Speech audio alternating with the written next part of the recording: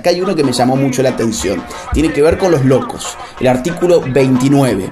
El Estado reconoce la neurodiversidad y garantiza a las personas neurodivergentes su derecho a una vida autónoma, a desarrollar libremente su personalidad e identidad, a ejercer su capacidad jurídica y los derechos reconocidos en esta Constitución y los tratados, instrumentos internacionales, bla, bla, bla, bla.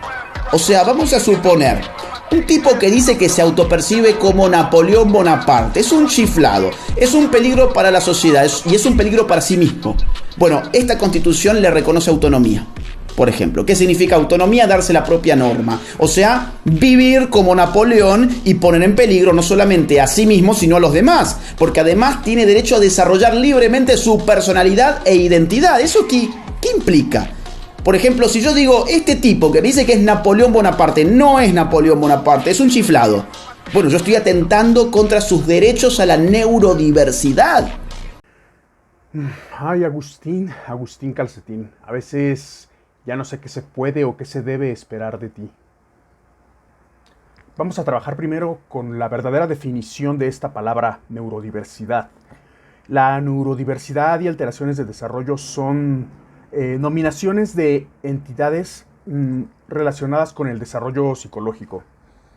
En el primer caso, la palabra neurodiversidad se trata pues de un movimiento que tuvo origen en los movimientos sociales, surgido como una especie de defensa ante la forma de catalogar a las personas con ciertos trastornos del espectro autista como personas incapacitadas o discapacitadas, que busca el reconocimiento de la identidad de personas con este tipo de desarrollos de una forma positiva dentro del mundo en general y cómo se relaciona uno con ellos.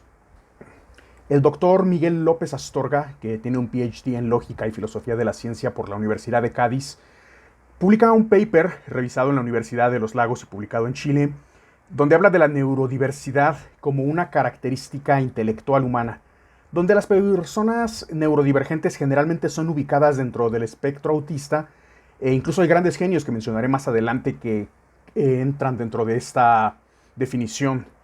Y son personas de alto funcionamiento, incluso, no todos, pero es un patrón que se suele repetir dentro de algunas características del espectro autista, ¿no? Como los individuos con el caso del síndrome de Asperger.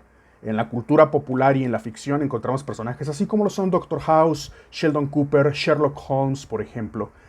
Generalmente hay otros trastornos que también se asocian a la neurodiversidad, como el trastorno por déficit de atención, el cual no significa que una persona no pueda prestar atención absolutamente a nada, sino más bien puede provocar que un individuo se centre de forma abstracta solo en algunas cosas de su interés particular, ignorando las demás cosas externas. Puede conducir a la presentación incluso en el individuo de características de inteligencia y memoria más elevadas a los del promedio de la población general humana.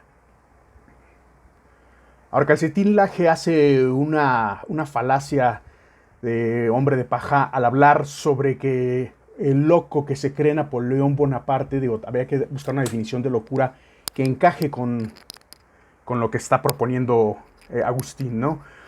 Sin embargo, dentro del trastorno que normalmente engloba, o se le puede llamar locura, y que hay varios, más bien trastornos, no es un trastorno, sino son varios, podríamos hablar de qué es lo que se define como locura. Trastorno o perturbación patológica de las facultades mentales. Se me hace más un conservador, una persona que encajaría dentro de este tipo de término, al igual que un radical de izquierda. No defiendo a ninguno de los dos, pero tiene un poco más de razón. A esta gente que son bien lajistas, les encanta, les mama utilizar a la RAE como una especie de doctrina, ¿no? Vamos a ver qué dice la Real Academia de la Lengua Española sobre la definición de locura. Privación del juicio o del uso de la razón, despropósito o gran desacierto. No me equivocaba cuando hablaba de los fanáticos de izquierda y de los conservadores extremistas de derecha también. Vamos por buen camino, pero bien. A esto que Agustín se refiere cuando habla de la persona que se cree Napoleón y que dice ser Napoleón Bonaparte, más bien encajaría probablemente dentro de la esquizofrenia, ¿no? La cual es una enfermedad mental pues grave que afecta a la forma en la que una persona piensa, siente y se comporta. Las personas con esquizofrenia pueden parecer como si hubieran perdido el contacto con la realidad. Laje vuelve a hacer lo mismo que hace casi siempre. Veo dos situaciones con diferentes grados de gravedad. Uno, la primera situación, y no sé cuál de las dos sea peores, pero bueno, uno, es manipulador y maneja el escaso o nulo conocimiento de sus seguidores. Es la verdad, son personas con escaso conocimiento, quienes no se caracterizan por ser gente pensante que sepa investigar. Generalmente los defensores y seguidores del Laje son más bien lemmings que siguen a su flautista.